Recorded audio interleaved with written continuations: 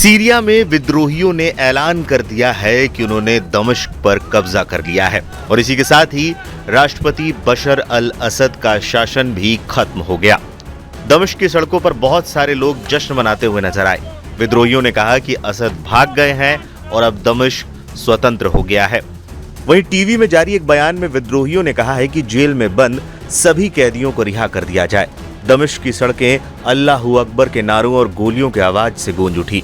विद्रोही हवा में फायरिंग करके जश्न मनाते हुए नजर आए। कुछ विद्रोही असद के पिता की प्रतिमा पर चढ़ गए और इसके साथ तोड़फोड़ की।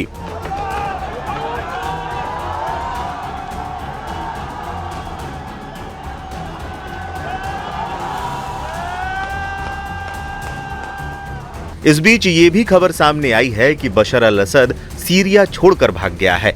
राइटर्स की एक रिपोर्ट के मुताबिक फ्लाइट रडार वेबसाइट के डेटा के मुताबिक सीरिया एयर के एक विमान ने दमिश्क हवाई अड्डे से लगभग उसी समय उड़ान भरी जब राजधानी पर विद्रोहियों की ओर से कब्जे की जानकारी मिली थी। विमान शुरू में सीरिया के तटीय क्षेत्र की ओर बढ़ रहा था जो असद का गढ़ है, लेकिन फिर अचानक यू टर्न लिया और नक्शे से गायब हो गया। विमान में कौन सवार थे इसकी पुष्टि नहीं की जा सकी है।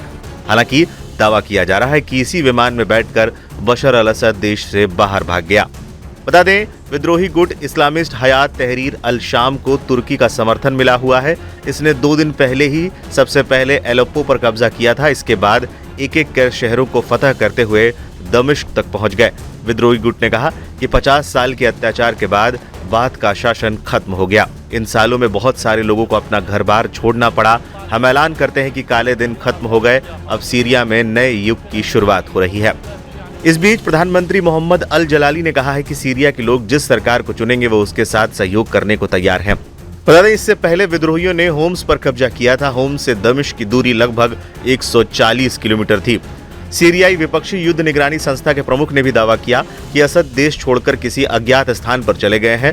वहीं सीरिया के प्रधानमंत्री मोहम्मद गाजी जलाली ने एक वीडियो बयान जारी करते हुए कहा कि वो शासन की बागडोर शांतिपूर्ण तरीके से विपक्ष को सौंपने को तैयार हैं। जलाली ने कहा, मैं अपने आवास पर ही हूं और कहीं नहीं गया हूं। ये इसलिए क्योंकि मुझे अपने देश से प्रेम है। उन्होंने कहा कि वो सुबह काम करने के लिए अपने कार्यालय जाएंगे। उन्होंने सीरियाई नागरिकों से सार्वजनिक संपत्ति को नुकसान न पहुंचाने का आग्रह किया।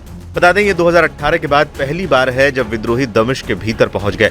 सीरियाई सैनिकों ने कई सालों की घेराबंदी के बाद 2018 में राजधानी के बाहरी इलाकों पर फिर से कब्जा कर लिया था। सरकार समर्थक शाम एफएम रेडियो ने बताया कि दमिश्क हवाई अड्डे को खाली करा लिया गया है और सभी उड़ानें रोक दी गई हैं। विद्रोहियों ने यह भी घोषणा की है कि वो राजधानी के उत्तर में स्थित सैदनाया सैन्य जेल में घुस गए और उन्होंने वहां से कैदियों को मुक्त करा लिया है। इससे एक रात पहले सरकारी सुरक्षा बल सीरिया के तीसरे सबसे बड़े शहर होम्स से पीछे हट गए, जिसके बाद विपक्षी बलों ने इस पर कब्जा कर लिया।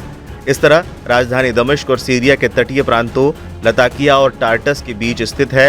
ये प्रांत सीरियाई नेताओं का गढ़ है और यहाँ रूस का नौसैनिक अड्डा भी है। इस बीच सरकार ने असद के देश छोड़े जाने की अफवाहों का खंडन किया है। सरकार समर्थक शाम एफएम ने दावा किया है कि सरकारी सुरक्षा ने सीरिया के तीसरे बड़े शहर के बाहर मोर्चा संभाल लिया है। इस बीच सीरिया के विद्रोही गुट जिहादी हयात तहरीर अल शाम के प्रमुख अबू मोहम्मद अल गुलाली ने बृहस्पतिवार को सीरिया से सीएनएन को दिए एक इंटरव्यू में कहा कि इस हमले का उद्देश्य असद की सरकार को सत्ता से बेदखल करना है।